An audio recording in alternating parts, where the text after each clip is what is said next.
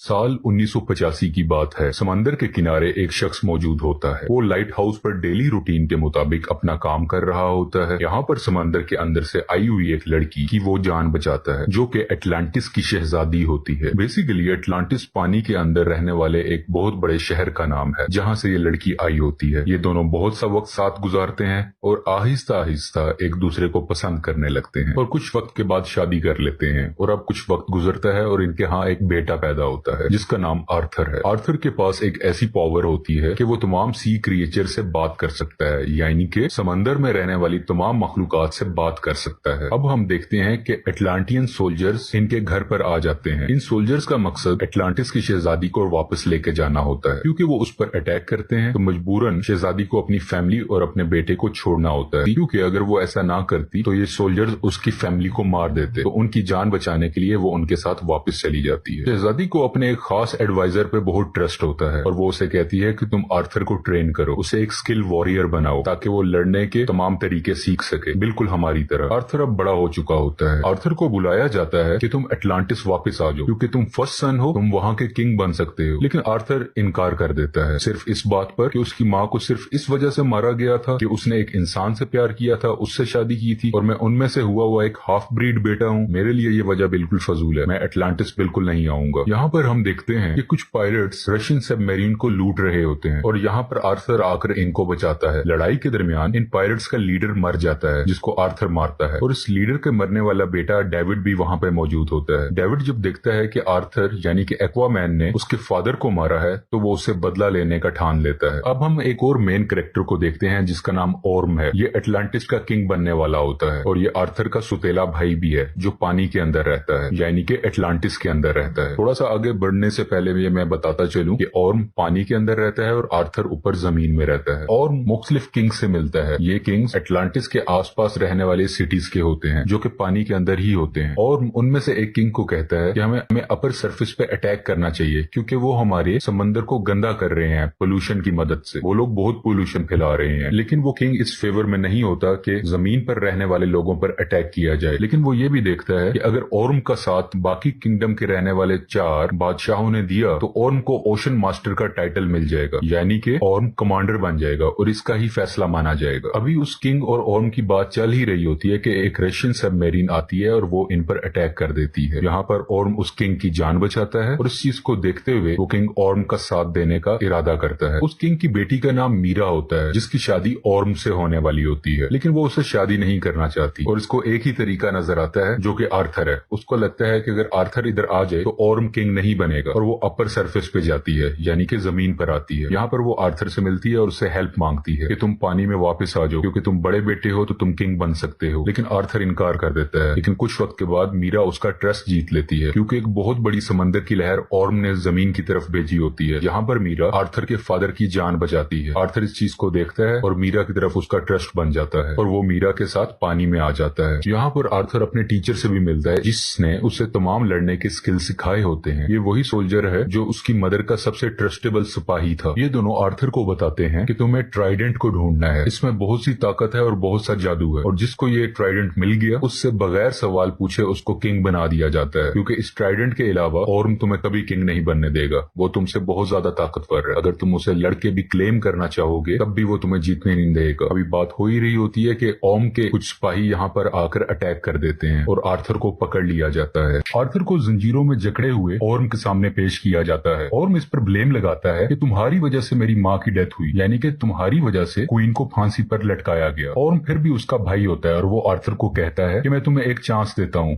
यहाँ से हमेशा के लिए चले जाओ और कभी पानी में लौट के मत आना। लेकिन आर्थर उस पर गुस्सा होता है और उसको चैलेंज करता है कि मैं तुमसे फाइट करूंगा। यहाँ पर आर्थर और ओर्म की फाइट शुरू हो जाती है, लेकिन ओर्म का अपर हैंड होता है, क्योंकि वो हमेशा से पानी में रहा होता है और आर्थर के लिए ओर्म को पानी में हराना बहुत मुश्किल है। लड़ाई जारी रहती है और आखिरकार आर्थर मरने ही वाला होता है कि मीरा वहाँ पर आ जाती है और आर्थर को बचा लेती है। अब जिस ट्राइडेंट की ये लोग तलाश कर रहे होते हैं उसको हासिल करने के लिए ये लोग सहारा डेजर्ट जाते हैं। सहारा डेजर्ट में ये वही जगह है जहाँ पे ये ट्राइडेंट को बनाया गया था। यहाँ पर इन्हें एक होलोग्राफिक मैसेज मिलता है जो इशारा करता है कि इनको इटली जाना है और वहीं पे इनको कोऑर्डिनेट्स मिलेंगे कि ये ट्राइडेंट इस वक्त कहाँ मौजूद है। ट्राइडेंट बेसिकली एक बड़े से नेजे की तरह होता है जिसमें बहुत सी मैजिकल पावर्स हैं। दूसरी तरफ हम देखते हैं कि ओर्म डेविड से मिलता है। डेविड वही शख्स है जो मरने वाले पायरेट का बेटा था और एक्वामैन से बदला लेना चाहता है। यहाँ पर हमें यह भी रिवील होता है कि वो रशियन सबमरीन जिसने पानी के बादशाह पर अटैक किया था वो डेविड और ओर्म की मिली साजिश से हुआ था। यानी कि ये ओर्म का ही प्लान था कि डेविड उस बादशाह पर अटैक करे और वो उसकी जान बचा ले, जिसकी सिंपैथी में वो बादशाह ओर्म का साथ दे। ओर्म यहाँ डेविड को लेटेस्ट एटलांटियन बैटल सूट भी देता है। ये बहुत मॉडर्न टेक्नोलॉजी होती है जो सिर्फ पानी में रहने वाले लोगों के पास हो। डेविड इस टेक्नोलॉजी को टेस्ट करता है और उसको देखकर बहुत खुश होता है कि अब उसका बदला पूरा होगा आर्थर को मार के। यहाँ पर ओर्म एक और पानी में रहने वाले किंगडम जिसका नाम किंगडम ऑफ फिशरमैन है उनके किंग को मार देता है और उनको मजबूर करता है कि वो ओर्म का साथ दें, क्योंकि किंगडम ऑफ फिशरमैन के किंग मर चुके होते हैं। वो क्वीन और प्रिंसेस को फोर्स करता है और उन्हें कहता है कि तुम अगली कतार में यानी कि जंग की अगली लाइन में लड़ोगे और उनको फौज जमा करने के लिए कहता है। यहाँ पर हम डेविड को देखते हैं जो ओर्म की तरफ से दिए गए मॉडर्न टेक्नोलॉजी को कुछ बदलता है और अपने लिए एक सुपर हीरो सूट बनाता है। ये इसका नाम ब्लैक मैंटा रखता है। डेविड इस सूट को पहनकर बहुत पावरफुल हो जाता है और अब हम देखते हैं कि आर्थर और मीरा इटली के अंदर जा रहे होते हैं उन्हीं कोऑर्डिनेट्स की तलाश में और ये वहां पर अटैक कर देता है। डेविड यानी कि ब्लैक मैंटा और आर्थर की बहुत लड़ाई होती है।